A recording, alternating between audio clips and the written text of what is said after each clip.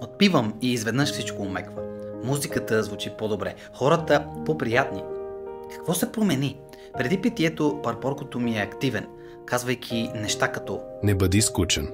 Кажи нещо умно. Гледат те. Не се отпускай прекалено. После алкохолът идва и натиска бутона тишина. Парборкото се замъглява. Спокойно. И за миг се чувствам по-смел, по-свободен, по-забавен.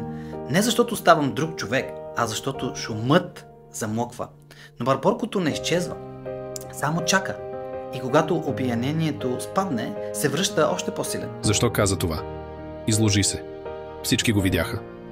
И ето я отново познатата вина. Алкохолът не носи увереност, само временна заглушава барборкото. И ако тишината е това, което търсиш, можеш да я намериш без чашата. Спри, почувствай тялото си.